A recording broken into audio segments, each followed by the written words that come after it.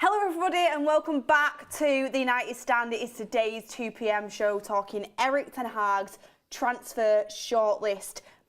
INEOS and Sir Jim Ratcliffe have got a strategy in place to try and get the best talent in the summer for a cut price, and that is going for players that are in the last year of the contracts, and there are quite a few players going into the last year of the contracts this summer that we are going to break down that Manchester United have shortlisted. If you were with us for the Old Trafford stream, we are sorry, we had technical difficulties. New stadium, they might not happen. Who knows? Who knows? It's an argument to put forward, but I am joined in the studio now with Faz. We've walked back over to the studio. Do you know what they say, Faz? If it's not broke, don't fix it. And the studio works well every time. We've got our little backdrop going. Yeah, it's okay. We go again, as they say, isn't it? It is what it is. First 45 wasn't good, but we have second half. Got to pick yourself back up. Yep, pick yourself back up. New game plan. So we are back, and I don't want to. For the people that were watching the stream, a lot of people saying they could barely hear us anyway, so we are going to repeat a little bit of what we did say at the start, but for people that are going to be watching this, obviously after it's finished, I think it's important that we do, because I think we discussed it really well, and especially you had some good points on Ivan Toney and players that we're talking about. So basically, everyone, what has been put out there, and Rob Dawson did a great article on this for the ESPN yesterday, and he was saying that Sir Jim and INEOS, they have a basic outline for the summer. Obviously, not everything is set in stone. There's no sporting director in yet. There's no head of recruitment in yet. There's going to be a lot more planning to go in. But the basic outline is that Manchester United are really struggling with financial fair play, which is crazy because with one of the biggest clubs in the world, we make the most revenue. We should be able to spend well, but past mistakes have badly hurt us. Ten Hag said himself he couldn't even get a loan signed in this January because we're so tight on FFP and financial fair play. To combat this, we're going to have to sell players in the summer, but not only that, what the headline is that Sir Jim and INEOS are looking to strategise into getting players into the club that are on the last year of their contracts, the same way we did with Mason Mount last summer. Good talent going into the last year of the contract, can you get them at a cut price, and is it worth doing that deal? So we can spread that money across more players and more positions and make it last. I mean, firstly, Faz, you're in favour of this strategy? Yes, I am. I think it's a good strategy. I think there has to be some sort of balance as well. You don't only want to go for players that are in the last year of their contract. You obviously want to bring in young talent as well, and the scouting network should be involved in that. But overall, I think it's definitely a good strategy. I don't want to put, you know how Erik ten Hag has the keys to everything. I think it's good that there is going to be some sort of sport instructor that's going to come in and they're going to have their say. Like I say, I did a lot of research on David Gill and how he used to work with Sir Alex Ferguson, and he was saying in some videos that at the end of the day, Sir Alex would have the final say, but the sporting authorities in the organisation would have massive inputs and obviously put together deals.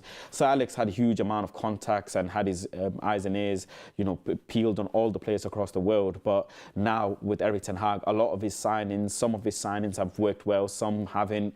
So it's important that we can narrow down, one, to obviously comply with FFP.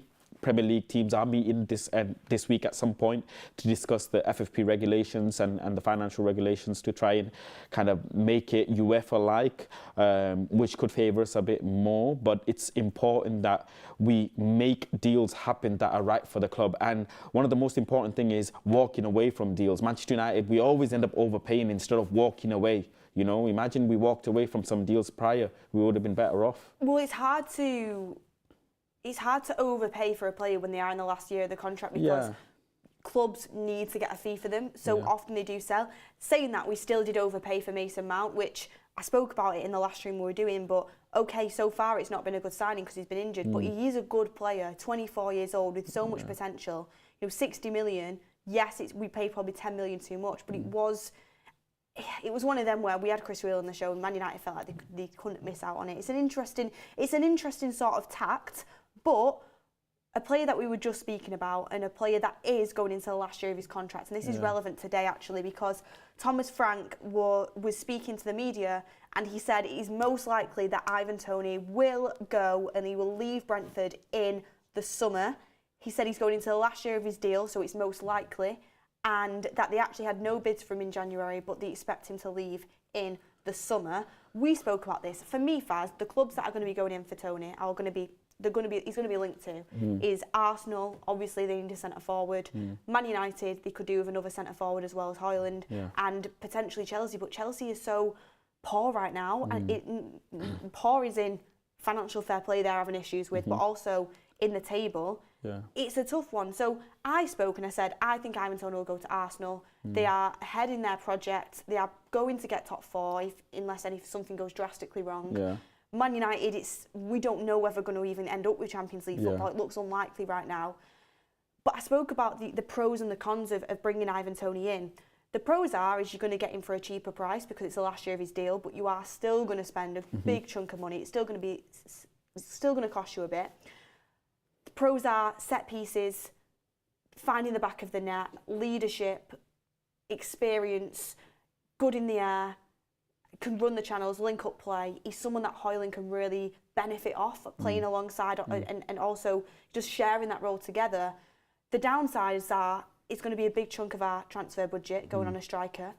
If Højlund, keeps playing the way he is and he's improving every single game and looking excellent, is Toney going to come in and stunt that development because he's obviously going to need game time as well? Is Ivan Toney the striker that Man United should go for?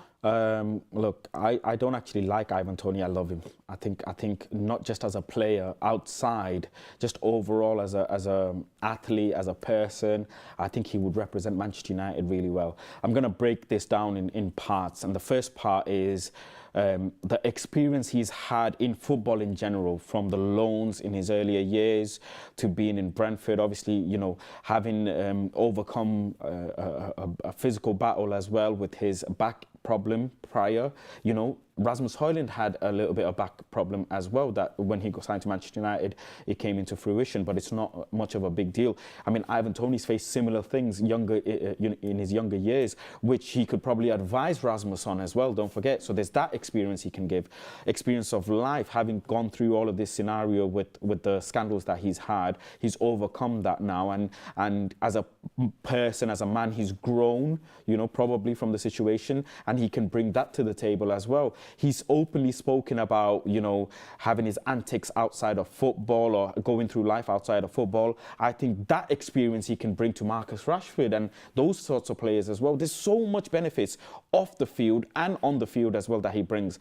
On top of that, look, Manchester United with the biggest club in England, right? We've got the most heritage. We've won the most, and in terms of Premier Leagues and etc. So I think he can come to Manchester United and create some serious legacy with Manchester United. With Arsenal, he's going to be going into a club that are known for being bottle jobs. 90% FC, no European heritage. Manager can't get them past the heavens gates. Let's be honest. What are they living off?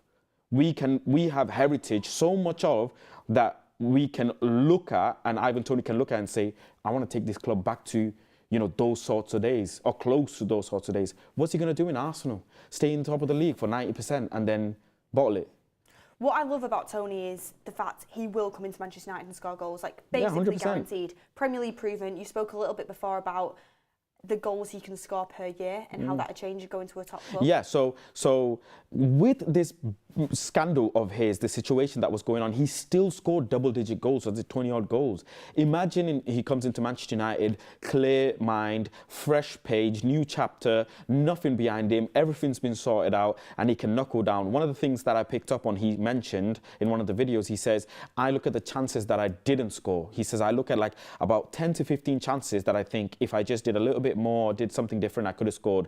And at that time, he was, I think, 3rd top scorer in the Premier League.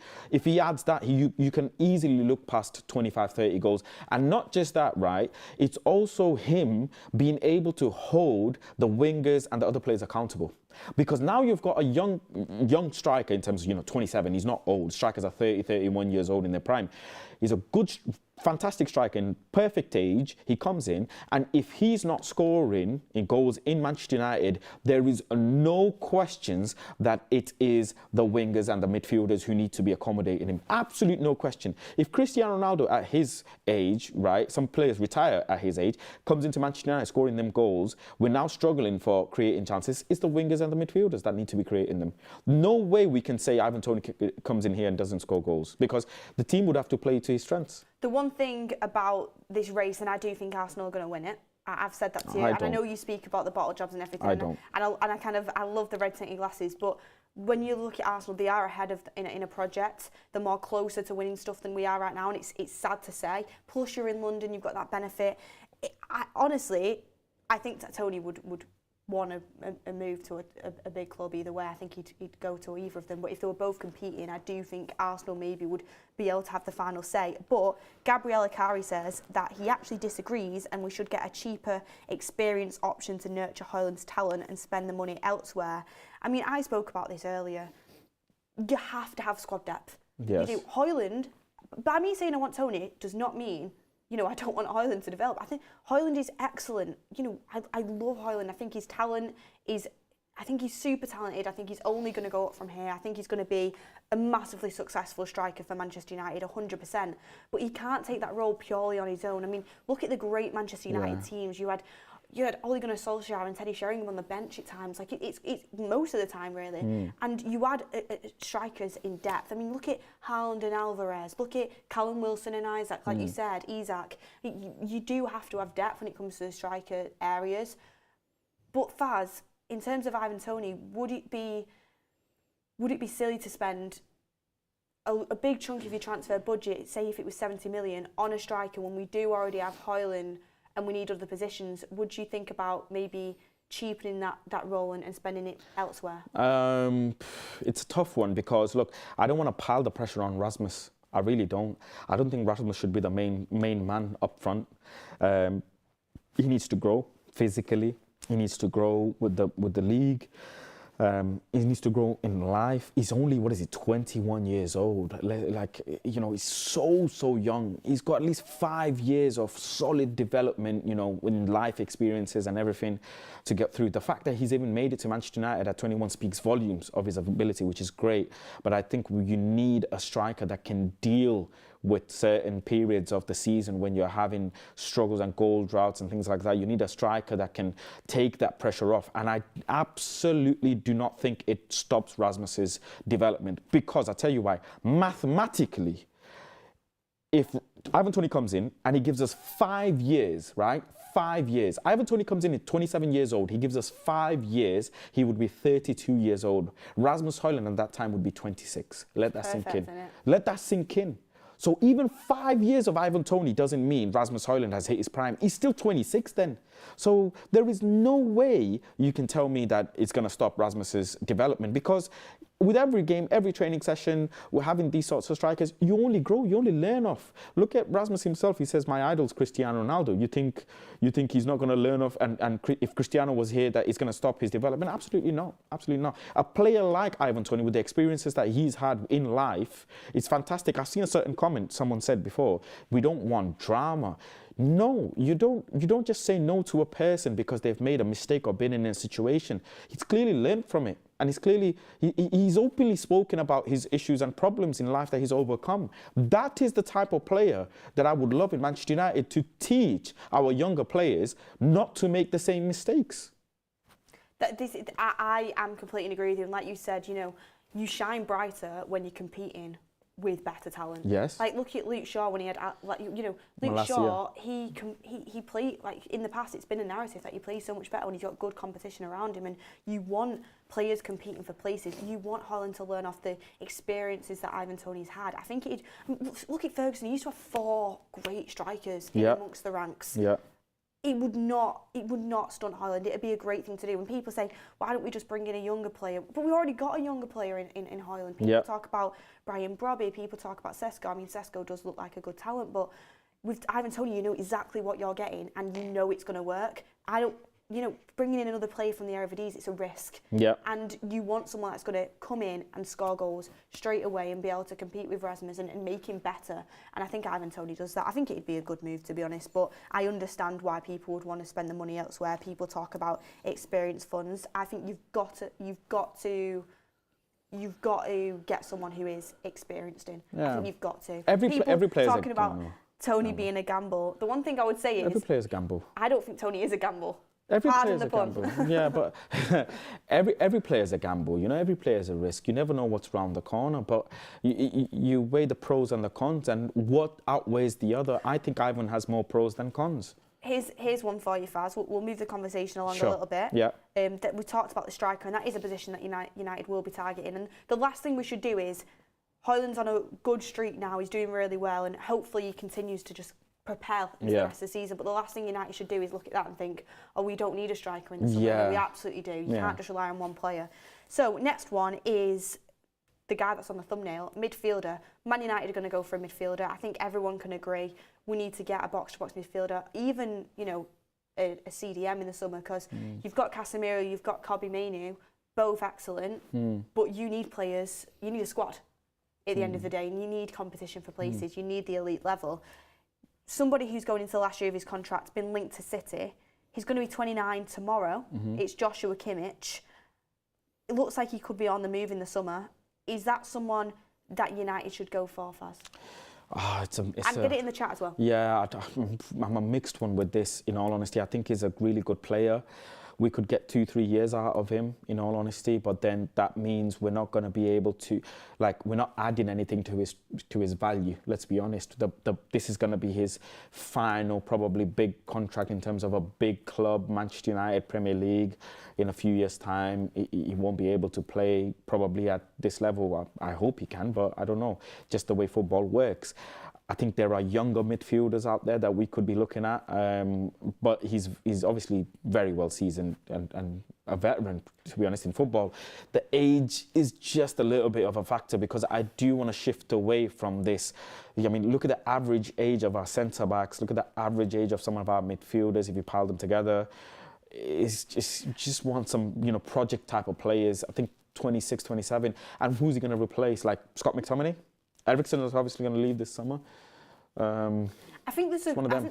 But he's a really good player. Really good. I think there's a couple of things that I would say on this deal. First thing is Joshua Kimmich is a brilliant player. Yeah. There's no doubt in that. Sure. I've always watched him and thought he's class. And to even think about him being in the Premier League, I think he's a great player.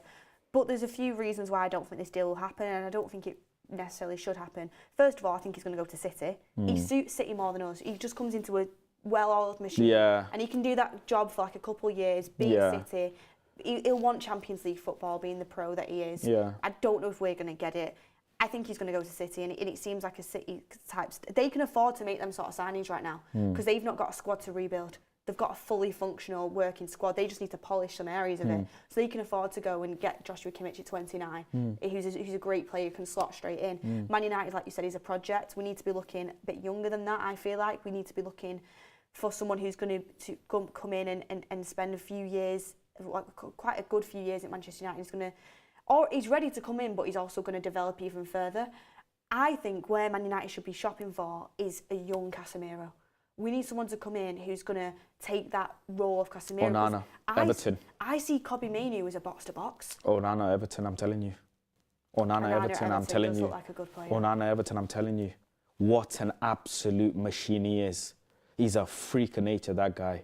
Tall, strong, fast, physical, young. What is he, 21, 22, if I'm not mistaken? I absolutely love him. I've been eyeing him up. Pause. I've been looking at him. Eyeing him up. He's good looking. Onana, I've got to be honest, when I've watched him for Everton every time, I really do like him. I like him a lot. I tell you what though, if Everton go down, which I don't want Everton to go down, because why not? It's not as if I like them. I just think they're a Premier League club. Do you know what I mean? But so is Bolton Wanderers. I suppose. But I think would they go bankrupt? They've got a new stadium on the way. I don't know. But I tell you what, if they go down, Branthwaite and Onana straight into Man United's pocket. Yeah. It's plus the financial fair play issues they've got already. They need to sell. Yeah. They've got the few players that they can sell, but it's going to be interesting come the summer. Whoever, I don't think they will go down, but it'll be interesting. It'll benefit Man United in terms of a transfer point of view. If I'm living in Dreamland and Faz's world, Planet Faz, if I'm living there, I'd go back in for Frankie de Jong. Well, a lot of people in the chat are talking about that, saying, come on, Girona, you know, Barcelona might be forced to sell. If Frankie don't want to come here, though, do you want a player that doesn't want to come? Yes. I don't care. He's that good, though. I don't care. Imagine Frankie de Jong and Kobbie Mainoo. don't even. It's actually crazy to think. But you look at Eriksen's going to go. I'd like to think Scott McTominay's going to move on in the summer. Can I be honest? I was just going to say Scott McTominay's grown on me. Yeah, but he's a super sub. But when you need, he's grown on me a lot. If you need profit in the summer, he's grown on me a lot. So you'd give him another contract. Part of me don't want to let him go now. I'm being deadly serious. I'm being deadly serious. Scott McTominay's grown on me. The pass to Garnacho and the run that he made in the last game. How many sleepovers have you been having at Ricky's house? Being deadly serious. No, I'll be honest. Like, Ricky's obviously gotten into my head, but as I'm watching him more, I'm trying to pick points to not be favourable of Scott McTominay, but I can't help myself. I'm really enjoying watching him as a super sub. Faz, he's not good. I don't know about the next contract. I don't know. He's got 1 more year left, right? After this. But I just think if United give him another contract, that he's going to be here for the rest of his career, really. Yeah. I really just do you know what it is about really McTominay liking for me? him. Why I think he should go. And I do think he's got a good personality. I think he knows what it means to play for the club. I think he's good in and around the dressing room. He can be used as an impact sub. I do see. He's captain Manchester United. Just wait. I do see the qualities that people see in him, but for me, with Scott McTominay, it's like we need to sell in the summer. He's an asset. You can get 30 mil for Scott McTominay, and I think Man United need to cash in on that. Now. And when you look at the quality, okay, yeah, he came off the bench the other day and did a good job, but you look at the quality. He's never. You need players on the bench that can start games for Man United and are the quality to be that level. He's just not like you look at Kobbie Mainoo at 18 compared to Scott McTominay at 26, 27. I get you. The levels are different. He's got his uses. He can see out a game. He can come on as a goal threat. Of course he can, but he's not got an identified position that he can play for a chunk of time to a high level, and that's the issue I have with him. I don't think he's a good enough 10. He's not a good enough box to box, and he's not a good enough deep lying midfielder. He's someone who can crash into the box to get you a goal at the end of the game, and someone that can see a game out with his energy and his height to come off crosses. He's not someone that Man United can build forward with. So I'd cash in for the money. And talking about it, say if Scott does go, I don't think he will, but say if he does, Eriksen goes, you've got Mount, then you've got Bruno, you've got Kobbie, you've got Casemiro. You probably need like 2 midfielders maybe even. But it'd be interesting. Yeah, he's just grown on me a lot. I hope Mason Mount can come in and show me something that makes me feel like, yes, you know what, Scott McTominay is okay to part ways with him. A lot of people just want to part ways because they've seen him for so long. Mason Mount's better than Scott McTominay. Yeah, I mean, sure, but we've not seen him in a Manchester United shirt enough. But guys, get your super chats in. What would you do? And where would you go in this direction? We've got a few more players to talk about. Carlson Charles says, can't the same argument be made for Greenwood? I mean, betting, the two situations are different situations. Yeah. KFJ, I honestly don't want any star signings next summer. We need good, decent depth because cheap talent is out there. We just need to find it. Well, that's hopefully what the head of recruitment and scouts will be for. Mohammed Naveed, thank you very much for your super chat. We do appreciate it. We need an 8 and a 6. We do, to be honest. We do, but it'll be interesting to see, like you said, what Mason Mount can do for us. I mean, talking about that, Faz, Yusuf Fofana of Monaco, 25 years old. You could probably get him for around 20 million this summer. Box-to-box midfielder who loves winning the ball back, helping in transition. You talked about Onana. I mean, they're not the same players, but is that something Man United could exploit there? Yeah, 20 million is a good price, I think, for his age. French international, been breaking into the French team. Well, Deschamps, I don't really trust him with his player picks.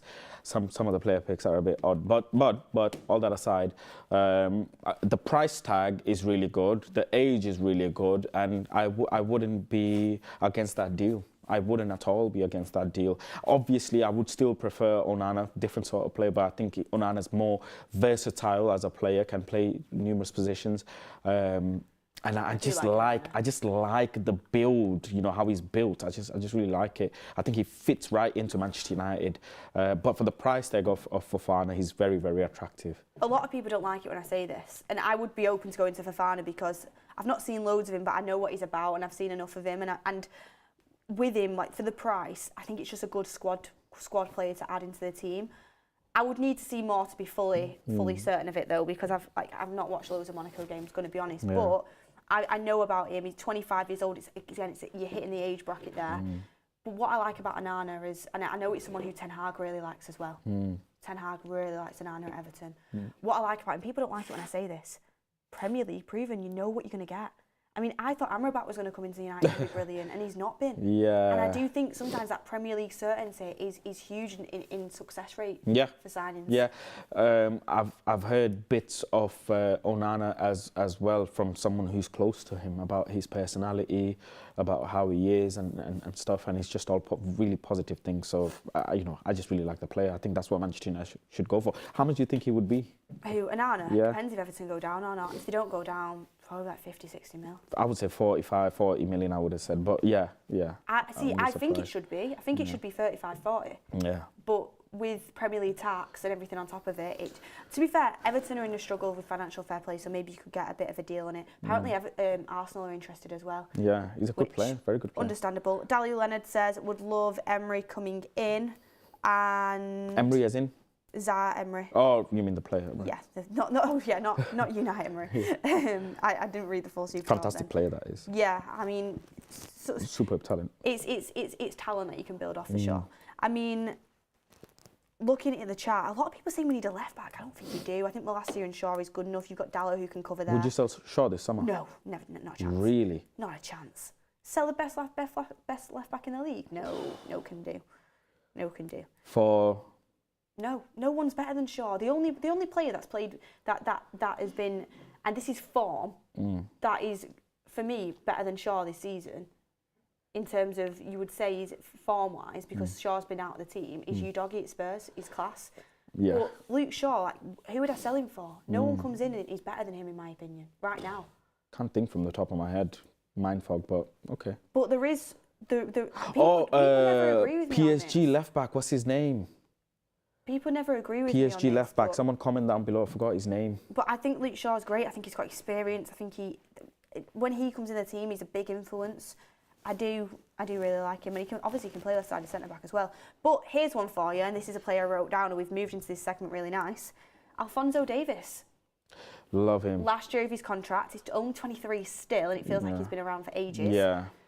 With Luke Shaw being able to move into a left centre back role to cover for Martinez, is Alphonso Davies someone you'd look at?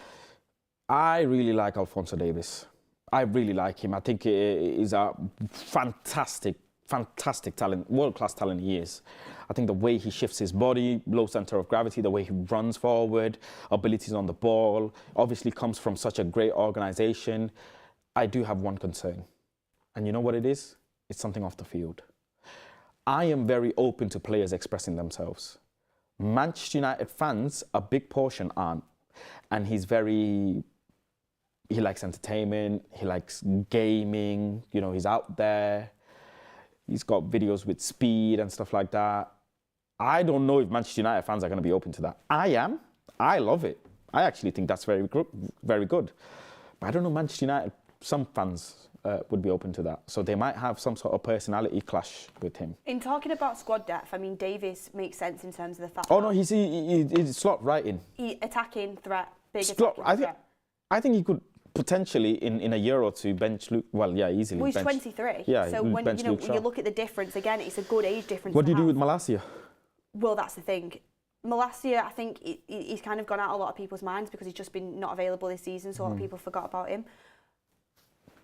I think there's a world in which you can have Davies and Shaw move Malacia on, bring in a new right back, and then you've got Dallo and the new right back competing, and Dallo can also cover left back if needed. Yeah. You've got Alphonso Davies and Luke Shaw. You've got cover for Sandro Martinez if he's out at left back in Luke Shaw. Yeah. You've got a good squad depth, and we know that Ten Hag likes players that can play multiple positions. Yeah. The one thing I would say is, do you remember in the Bayern Munich game in the Champions League earlier this season, and Ten Hag said that Alphonso Davies, you can get him defence. He's not great defensively. Yeah, and he made a fantastic tackle. He did on Pellistri, but that makes me think it maybe he's Ten Hag, not a big fan. But I think he'd be silly not to be a big fan. I think he's got so much talent.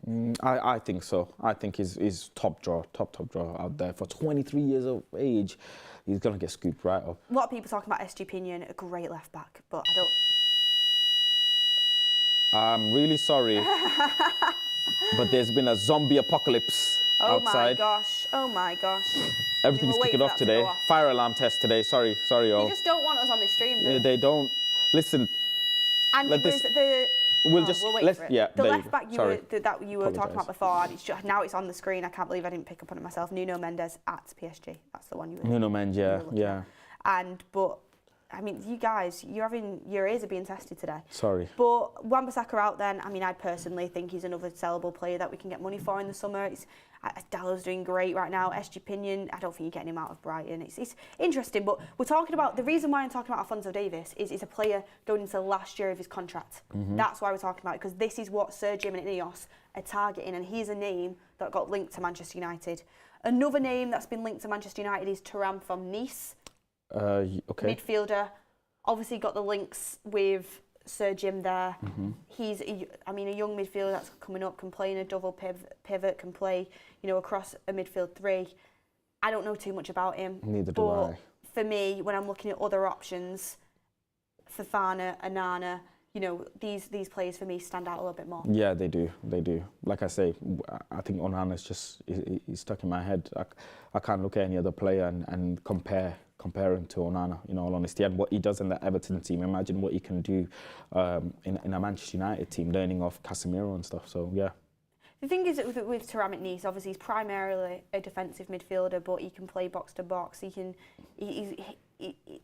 looking at that sort of role. I just don't know enough about him to fully comment, but he's a name that got brought up in the chat. If anybody has watched him a lot, make sure you get in the comments. But I was looking, and he's not always, I don't know if I was looking at it wrong, but he's not always in the starting 11 for Nice. It's like you need someone who's smashing it out of the park. Fofana is just more developed for me and of a higher calibre right now. Thiago Silva says Paulina from Fulham, yes or no? Oh. It's tough. Age again. He's brilliant, but age again. I'm looking for the future, and he's a great player. I just don't see United going for it, and again, he's going to cost a lot of money. Yeah. But interesting. But Faz, we'll move on to another area, the right back area, a player that we've been linked to, and 27 years old. Can you guess? Coming to the last year of his contract, right back, 27, plays in Italy. Dumfries. Oh, okay, Denzel. Dumfries at Inter Milan. Mr. Denzel. Denzel Dumfries, obviously Dutch, so he's got that connection with Ten Hag. Yeah. Coming into the last year of his contract, is that someone that Man United should get? I think you could get him on the cheap in summer. Is that someone that Man United should go for? Sorry. Why? I've seen him actually play, and I don't think he can even compete with Dalot. I don't think he comes close to Diego Dalot at all. And I actually think Wan-Bissaka at certain times, in certain scenarios, comes close to Diego Dalot. If not, sometimes exceeds him. Whereas Denzel, I really don't think so. Dalot is so good that Denzel does not come close to him. Sorry. No. I actually know, and I will actually recommend another player to you all, a right back, who is actually better than Denzel Dumfries and plays in the Championship. His name is Bali Mumba. Go and search him up. He's a fantastic player. Numerous Premier League clubs are looking at him, and he's a better player than Denzel Dumfries, Bali Mumba. So, no. I'm going to look at him now I've said that. To be honest with Dumfries, he's a player I used to like, but I liked him like 3 years ago. Now, I'm not too sure on it, and I think Dallow's doing great. I think we do probably need to maybe look to, I think people are looking to either get rid of Dalot or Wan-Bissaka and upgrade in that area. Who's looking to get rid of Dalot? No, Dalot stays 100% for me. Wan-Bissaka, there's been talk of him moving on potentially. I don't think with Dumfries, you massively upgrading like you said. So you don't need serious competition. I do think he's a good player. But I just don't think he's top. Doesn't excite me, in all honesty. It doesn't excite me at all. But I think he's good. The way if you bring in someone in to replace Wan-Bissaka, you want him to be great. Okay, can he play left back as well, as good as he can play right back? I'm talking about someone to replace Wan-Bissaka here. But what the standards I'm holding up, that's what I'm trying to say. A lot of people in the chat are saying Frimpong. Obviously, again, we're talking Frimpong now is a fantastic player. And I'll tell you something now, right? I'm not being ITK or anything. Just know Frimpong would love to move back to England. Yeah, we know that. That's all I'm saying. Frimpong... And up north as well. Is very well liked. And there's a specific reason why he signed a new contract. And there's specific terms in that new contract. There's a release clause in it. I think the release clause is 40 million, isn't it? Something like that. But Frimpong, fantastic, humble, down to earth, church boy, real good lad, no problems off the field.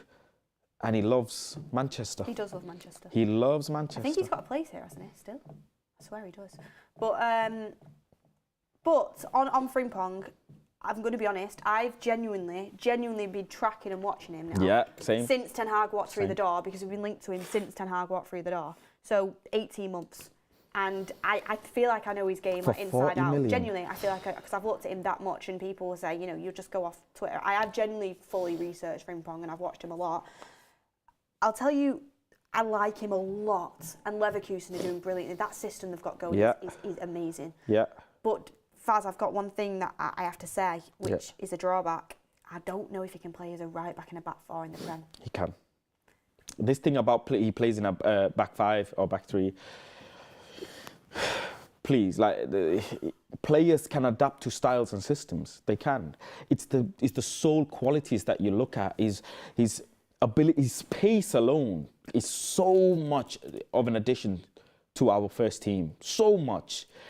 And look at what he's learning. Look at who he's learning of. Look at the systems and styles and footballs he's learning of. Just because a player's played in a particular formation and done well doesn't mean that that's it. That's all they can play, Jeremy Frimpong, just to be clear on this, his release clause is only valid in the summer of 2024 and it is 40 million euros. It's 34 million. Sign the contract, baby. So he's going somewhere. Sign the contract. He's going somewhere. Apparently Arsenal are interested in him as well, but I know, like you said, obviously Manchester is a place that and City looking at him as well. Likes, and I heard. I really like him. I mean, the attacking attributes he brings is just insane. His numbers for Leverkusen this year, and Leverkusen are doing brilliantly as a whole, and Xabi Alonso is doing excellently there.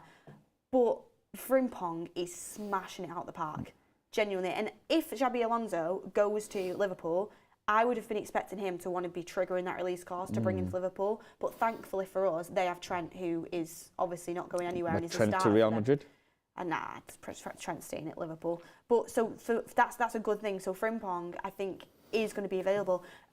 His attacking output is insane. The only issue is I do worry about him in the Premier League in a back four. I do. But with the right defence and the right cover around it, could he make it work? I mean, I'm not the manager, so it's interesting. Yeah, but our fullbacks, well, in that position anyways, are always inverting in and going forward. He's basically playing as a right winger for Leverkusen. And Dalot so many times looks like he's playing in the midfield and a right winger, really, let's be honest. He's so inverted and he goes so high up all the time and holds that, that length when he goes high up. 5'7". So? I know it's not a big deal. It's not a big deal. It's not a big deal at all because I'm just worried about defensively. I mean, yeah, far post, I get it, but Lisandro Martinez. But Dalot is honestly sound defensively if you need that defensive cover because, people always say Dalot isn't defensively reliable. I think he is. I think he's great defensively. Obviously, he's had some mistakes and he switches off sometimes, but he's got the highest win rate of tackles in the Premier League this season, 88%. So. I know. I've been quote tweeting you. I know, I've seen you. With piano keys because it's music to my ears. That's what it is. You've finally been, you're understanding why I like him so much. I want to have a look at Jeremy Frimpong's actual numbers this season. But I think he's got double-digit goals, hasn't he? In terms of quickly, Faz, before we move on to the last little bit of the show, what would your, I think 3 is hard, what would your top 4 positions be that United have to go for in the summer? You know what? Top 4 like Champions League spots. Top 4 positions, right? Yeah, positions. Striker, 2 defenders. 2 centre-backs. Yeah, or two defenders. It doesn't have to be 2 centre-backs, but 2 defenders and 1 midfielder. So you wouldn't go for a right-back this year? Well, right-back's part of defence. So you go for a right-back and a centre-back? Yeah. Okay. It's so weird because if I'm really giving you my wish list, it would be 3 defenders, 2 midfielders, 1 striker. But that's too many. This season is got 7 goals and 10 assists. Whew. Which obviously is on very absolute fire. But he is playing as a very attacking wing back. Yeah. And we want to play attacking football. He's going to play in the back 4. But what he can do, which is a reason why I think Ten Hag really likes him, is, and this is obviously what Dalot does now, he can carry the ball forward. He's got great first touch. He's technically excellent. Yeah. He can play possession-based football. Yeah. It's just you're going to need a very, very solid Passing's fantastic. Yeah, you're going to need a very, very solid right-sided centre-back to cover that right flank. Yeah. Todibo, maybe? Who knows? Who knows? Yeah. Branthwaite, there's so many questions. I mean, Branthwaite, I know he's left-footed, but he can play either side. Yeah. Interesting stuff. Frank Underwood says Anthony Robinson would be a great rotational player with Shaw's injury history. Do you know what? That is a great super chat, Frank Underwood. And I don't think we're going to get Anthony Robinson, but I do think he's good. I think he's good. I think he's good, and I think he's gone under the radar a little bit. I saw a Liverpool fan talking about me potentially getting him in. I don't think we're going to be really in for a left back because of Malacia, is it? I don't think we are. I don't think we are. Cody says Frimpong could potentially play with Dallo, since Dallo could play on the left. I mean, interesting stuff, interesting talk. Faz, lastly, bit of the show. I had my say on Old Trafford. It was a bit of a rewind in time, just like Old Trafford Stadium. It was on StreamYard. Yeah. I'm sorry about the quality, everyone. Like, I thought the content was good, but it was kind of, we just didn't have the right. We didn't have all hands on deck yesterday, so we did have to do a streamer. But I had my say on Old Trafford, and the fact I'd be open to building a new stadium next door. I think we need to move into the future, new era. Obviously, the history is immense there. But if you're going to Old Trafford all the time, you know, it's decrepit. It needs work. We need to be the best of the best. Also, be completely open to renovating it if we can make it as good as we can do as well. But where is your stance on renovating / rebuilding Old Trafford? Okay. This is a very tough one, very, very tough one, because, look, part of me wants to keep the stadium and renovate it, and I get the sentiment behind it. I've seen Mark speak on it as well. I've seen you speak on it as well, and there's a big percentage of the fans that would like it. But I'll tell you this is what I keep coming back to. Engineering has come leaps and bounds. It's actually crazy what engineering can do nowadays. I actually think we can build a new stadium with parts of the current stadium implemented into it. It's very much possible. That's very much possible in engineering. I'm not an engineer. I have some friends who are, and I'm going to be sitting down with them and speaking how they could do stuff like this.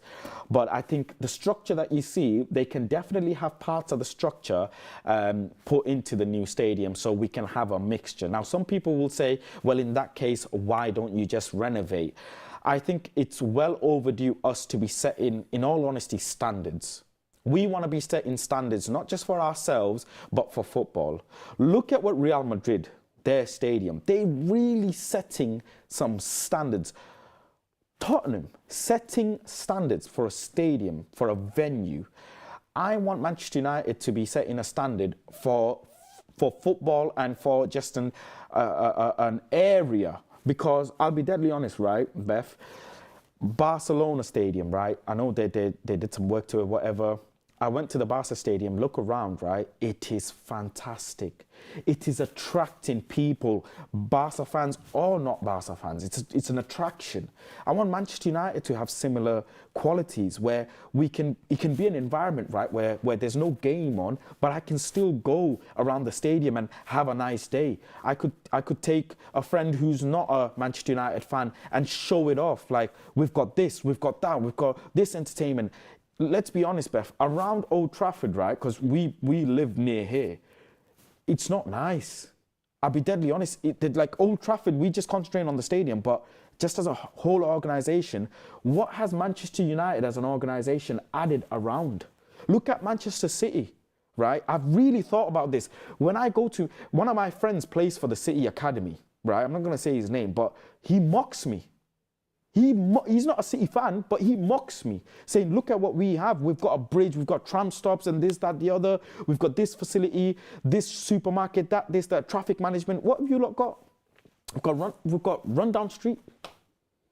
I think anybody who goes, obviously I understand the history behind Old Trafford, but I think anyone who goes there on a regular basis like we do knows that it needs massive improvement. Like, we need to inject money into the area surrounding it, but we also need to inject massive money into a rebuild. Hans has him made a really good point. Keep it in the same spot, break down the stand and build on top of it.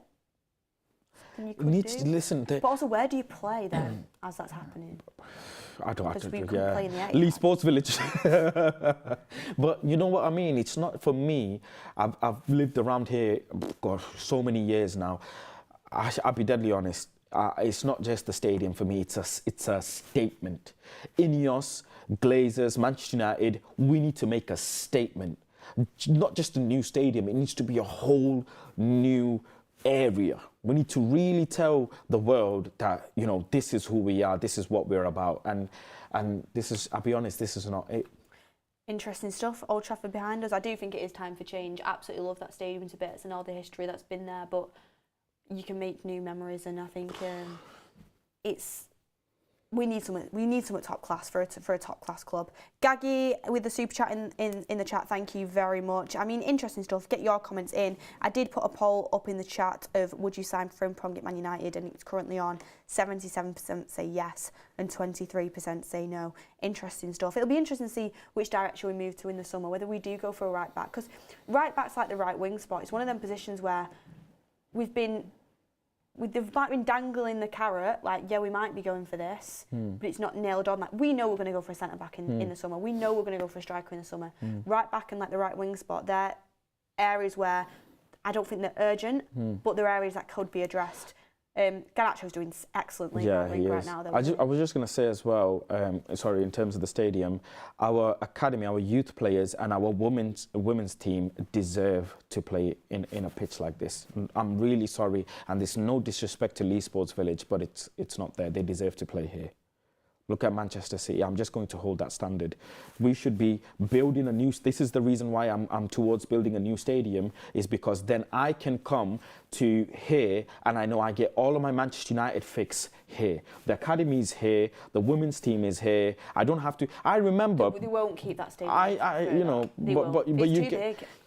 And they have to downsize it, whatever. It's too much upkeep. It's just a shame because next to each other. I remember last season, Beth, I finished a game here and I did, you know, post-match with Adam, I remember, I think, and I had to bomb it down to go watch the academy in Leigh Sports Village, 35-40 minutes away, because I wanted to watch them. And me, as a Manchester United fan, I'm obsessed with consuming Manchester United football. It should all be in the same hub, hub, it should be here. That's true. We should have a hub. It's interesting stuff.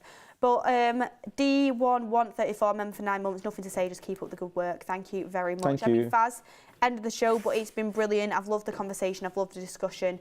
And it's great to have you back on the show. Yes. Great to have it's you been back. really good. Thank you so much. You'll be there for the forum. So, really sorry about all the gremlins today, by the way, about the mic, about the siren. Yeah. Technical difficulties, guys. We're trying our best, and hopefully it won't happen again. And it will not stop us. It won't. We will go again. Yes, we will. We will be there. Yes, we will. But thank you very much for watching, everyone. Make sure you hit a like on the video on your way out if you enjoyed it. And any last words, Faz? I'm really excited for our weekend game. Me too. Eric Ten Hag has, you know, injected, as I like to say, some venom into me and some passion into me, and I'm actually can't wait for this weekend. I actually can't. 2 games, really good, solid performances, 7 goals in 2 games, is it? He's not won me back, but he's definitely got me excited, and this is the feeling I've been craving. I hope we can do a job and keep going, and like I said on Twitter, I hope he makes me eat my words. Nothing more I want. This is always what you want when you criticise anything at United. But one thing I would say is no leech is gonna hurt me. Yeah, and also people who want to buy Diogo Dalot stocks, I'm sorry, they're sold out. You knew I was invested beforehand. But anyway, guys, thank you very much. We'll love you and leave you here. Get ready for a great evening show and any other breaking news we'll hear on the United Stand. Have a lovely rest of your day, everyone. We'll see you on the next one.